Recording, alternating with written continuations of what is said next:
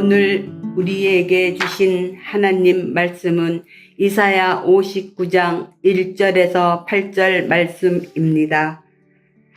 여호와의 손이 짧아 구원하지 못하심도 아니요 귀가 둔하여 듣지 못하심도 아니라 오직 너희 죄악이 너희와 너희 하나님 사이를 갈라놓았고 너희 죄가 그의 얼굴을 가리어서 너희에게서 듣지 않으시게 함이니라. 이는 너희 손이 피해 너희 손가락에 죄악에 더러워졌으며 너희 입술은 거짓을 말하며 너희 혀는 악독을 내밀어 공의대로 소송하는 자도 없고 진실하게 판결하는 자도 없으며 허망한 것을 의뢰하며 거짓을 말하며 악행을 잉태하여 죄악을 낳으며 독사의 알을 품으며 거미줄을 짜나니 그 알을 먹는 자는 죽을 것이요 그 알이 밟힌즉 터져서 독사가 나올 것이니라. 그 짠 곳으로는 옷을 이룰 수 없을 것이요 그 행위로는 자기를 가릴 수 없을 것이며 그 행위는 죄악의 행위라. 그 손에는 포악한 행동이 있으며 그 발은 행악하기에 빠르고 무죄한 피를 흘리기에 신속하며 그 생각은 악한 생각이라. 황폐와 파멸이 그 길에 있으며 그들은 평강의 길을 알지 못하며 그들이 행하는 곳에는 정의가 없으며 굽은 길을 스스로 만드나니 무릇 이 길을 밟는 자는 평강을 알지 못하느니라. 아멘.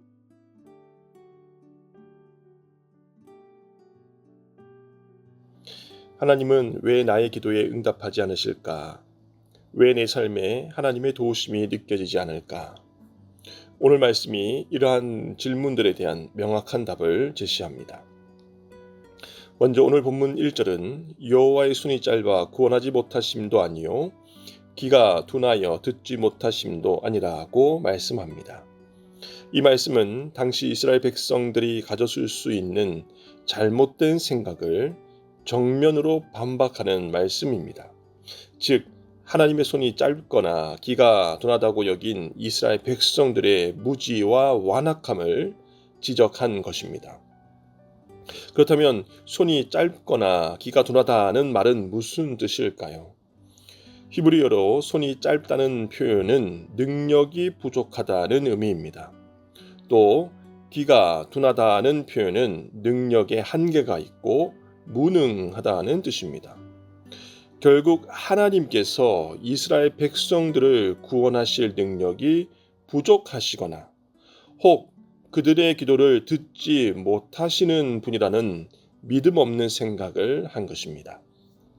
그러나 하나님은 분명히 말씀하십니다. 하나님은 전능하신 분이십니다.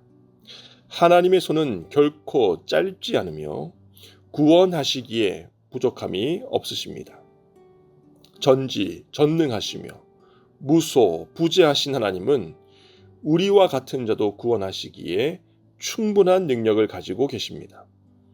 뿐만 아니라 하나님의 귀는 우리의 신음소리 하나까지도 마음의 소리 하나까지도 놓치지 않고 들으십니다. 오늘 본문은 우리 하나님께서 이처럼 한계가 전혀 없으신 무한하시고 영원하신 분이심을 강조합니다. 그리고 그런 하나님은 어제나 오늘이나 영원토록 동일하신 분이십니다. 그렇다면 무엇이 문제일까요?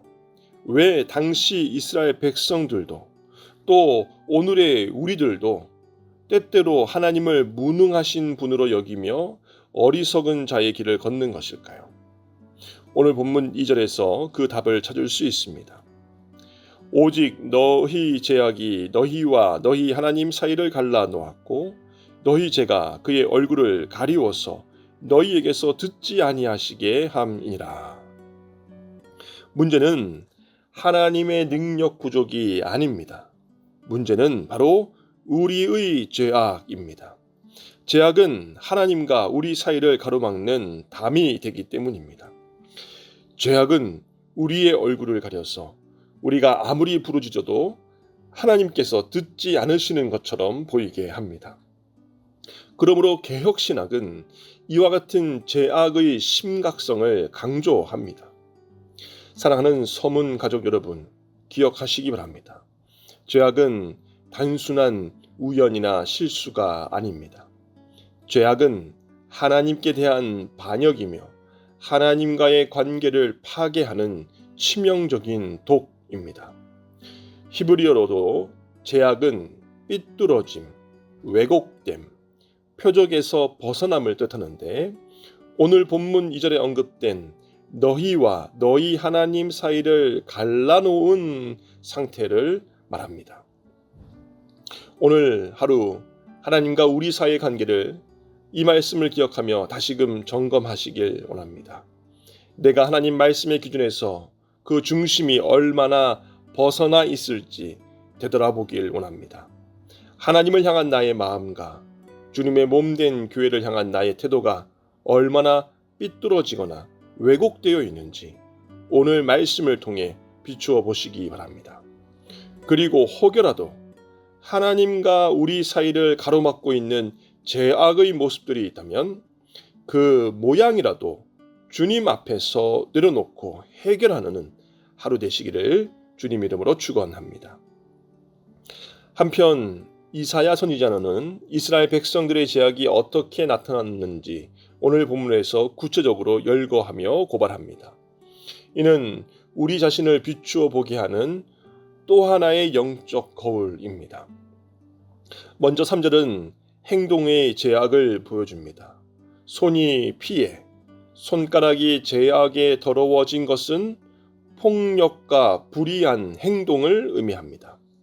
입술은 거짓을 말하며 진실이 아닌 거짓된 말을 일삼고 혀는 악독을 내어 타인을 해치는 악한 말을 합니다. 언어폭력, 가정폭력, 아동폭력 등 모든 종류의 폭력이 죄악임을 알고 경계해야 합니다. 둘째로 4절은 사회적 불의를 지적합니다. 공의롭게 송사하는 자도 없고 진실하게 변론하는 자도 없어서 공정한 재판과 정직한 변호가 사라졌습니다. 허망한 것을 의뢰하여 하나님이 아닌 다른 것을 의지하며 악행을 잉태하여 죄악을 낳는 악순환이 반복됩니다. 사회적 죄악을 모른 척, 못 본 척 해서는 안 된다는 말씀입니다. 죄악이 자행되고 있음에도 묵과하는 것이 또한 동일한 죄악의 공범이라는 가르침입니다. 셋째로 5절과 6절은 내면의 부패를 드러냅니다. 독사의 알을 품는 것은 내면의 악한 계획과 의도를 품는 것을 의미하고 거미줄을 짜는 것은 헛된 인간적 노력과 계획을 상징합니다. 다시 말해 인간의 행위로는 자신을 가리지 못하여 자력 구원도 불가능함을 보여줍니다. 그러므로 아무리 아름다운 말을 구사하고 아무리 사회의 불의를 지적한다 할지라도 그것이 누군가를 해치기 위한 악한 의도이며 이웃을 폄훼하기 위한 목적이라면 모두가 죄악이며 하나님 앞에서 교만입니다. 넷째로 7절과 8절은 삶의 방향성을 다룹니다. 그들의 발은 행악하기에 빨라서 악을 행하는데 적극적이며 그들의 생각은 악한 생각이라 마음 자체도 악합니다. 평강의 길을 알지 못하여 참된 평안을 모르며 굽은 길을 스스로 만들어 잘못된 삶의 방향을 설정합니다. 다시 말해 하나님 말씀에 찔림에도 불구하고 돌이키지 않고 회개하지 않는 것입니다. 사랑하는 성도 여러분, 오늘 이 말씀이 우리에게 묻고 있습니다. 혹시 나의 손과 발이 죄악을 행하는데 빠르지는 않습니까? 나의 입술에서 거짓과 악독이 나오지는 않습니까? 나의 마음에 악한 생각이 자리 잡고 있지는 않습니까? 이스라엘 백성들을 향한 이사야 선지자의 규탄이 어쩌면 오늘 나를 향한 우리를 향한 하나님의 규탄일지도 모릅니다. 주님의 말씀처럼 시험에 들지 않도록 오늘 하루도 늘 깨어 기도하며 또 주신 울림들에 주저함 없이 순복하고 회개하여 회복하는 저와 여러분 되시기를 축원합니다. 말씀을 맺고자 합니다. 이사야 59장은 죄로 인해 하나님과의 관계가 단절된 인간의 비극적 상태를 보여줍니다. 죄는 하나님과 우리 사이를 가로막고 우리의 기도를 막으며 우리를 파멸로 이끕니다. 그러나 절망할 필요는 없습니다. 우리가 스스로 이 죄의 문제를 해결할 수 없기 때문에 하나님께서 친히 구원의 길을 열어주셨습니다.